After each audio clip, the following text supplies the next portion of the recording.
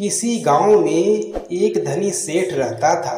उसके बंगले के पास एक जूते सिलने वाले गरीब मोची की छोटी सी दुकान थी। उस मोची की एक खास आदत थी कि वो जब भी जूते सिलता तो भगवान के भजन गुनगुनाता रहता। लेकिन सेठ ने कभी उसके भजन की तरफ ध्यान नहीं दिया। एक दिन सेठ व्यापार के सिलसिले में विदेश गया और घर लौटते वक्त उसकी तबीयत बहुत खराब हो गई। लेकिन पैसे की कोई कमी तो थी नहीं, सो देश विदेश से डॉक्टर, वैद्य, हकीमों को बुलाया गया, लेकिन कोई भी सेठ की बीमारी का इलाज न कर सका। अब सेठ की तबीयत दिन प्रतिदिन खराब होती जा रही थी। वह चल फिर भी नहीं पाता था। एक दिन वह घर में अपने बिस्तर पर लेटा था। अचानक उसके कानों में मोची के भजन गाने की आवाज सुनाई दी। आज मोची के भजन कुछ अच्छे लग रहे थे सेठ को।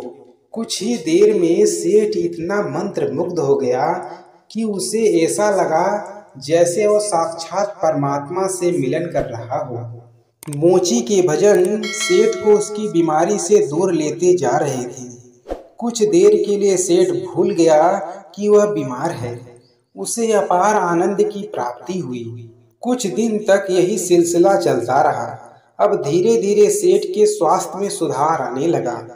एक दिन उसने मोची को बुलवाया और कहा, मेरी बीमारी का इलाज बड़े बड़े डॉक्टर नहीं कर पाए, लेकिन तुम्हारे भजन ने मेरा स्वास्थ्य सुधार दिया। ये लो 1000 रुपये इनाम। मोची खुश होते हुए पैसे लेकर चला गया। लेकिन उस रात मोची को बिल्कुल नींद नहीं आई।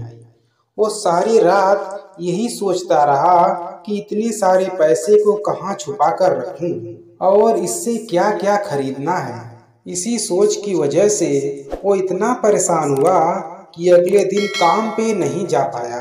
अब भजन गाना तो जैसे ही वह भूल गया। मन में खुशी थी पैसे की। अब तो उसने काम पर जाना ही बंद कर दिया और धीरे धीरे उसकी दुकान भी चौपट हो गई। इधर सेठ की बीमारी फिर से बढ़ती जा रही थी। एक दिन मोची सेठ के बंगले में गया और बोला, सेठ जी, आप अपने ये पैसे वापस रख लीजिए। इस धन की वजह से मेरा धंधा चौपट हो गया।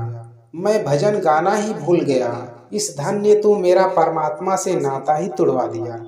मोची पैसे वापस करके फिर से अपने काम में लग गया।